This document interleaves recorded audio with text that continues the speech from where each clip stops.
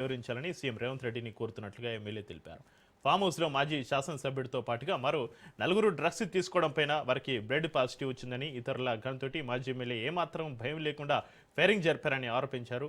Drugs తీసుకున్న వారి పట్ల ప్రభుత్వం కఠినంగా వివరించాలన్నారు. ఇక నుంచి డ్రగ్స్ తీసుకోకుండా ఉండేందుకు డ్రగ్స్ పరీక్షలకు మొదట మన వద్ద నుంచే ప్రారంభం కావాలని, దానికి మొదట రక్త నమూనాలను తానే ఇస్తారని, అందుకు ఎప్పుడైనా సిద్ధమన్నారు ఎమ్మెల్యే అనిరుద్ధ్ రెడ్డి.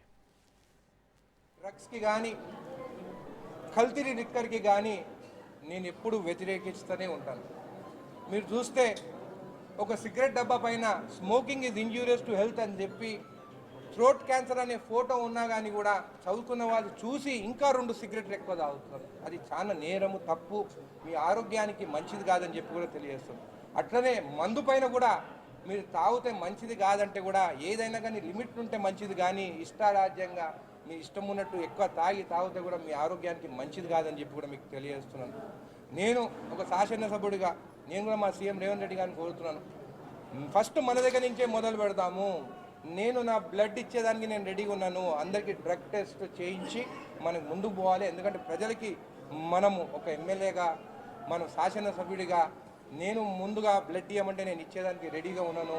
ఇది చూసి యువకులు కూడా ఖచ్చితంగా వాళ్ళు ముందుకు రావాలి. డ్రగ్స్కి మనము దూరం ఉండాలి. రేపు మన ఫ్యామిలీ కానీ మన పిల్లలు కానీ వాళ్ళకి ఇబ్బంది అవుతుంది. మనం అనారోగ్యంగా మనకేమైనా అయితే పాపం వాళ్ళకి నష్టం జరుగుతుంది. వాళ్ళ కోసమన్నా, మీ కుటుంబ సభ్యుల కోసమన్నా కానీ డ్రగ్స్ నుంచి దూరంగా ఉండాలని చెప్పి కూడా మీకు తెలియజేస్తూ ధన్యవాదాలు. నేను వేరే ఎమ్మెల్యేల గురించి నేను చెప్పలేను. నేను నా గురించి నేను చెప్పగలుగుతాను. అది వాళ్ళ ఇష్టం.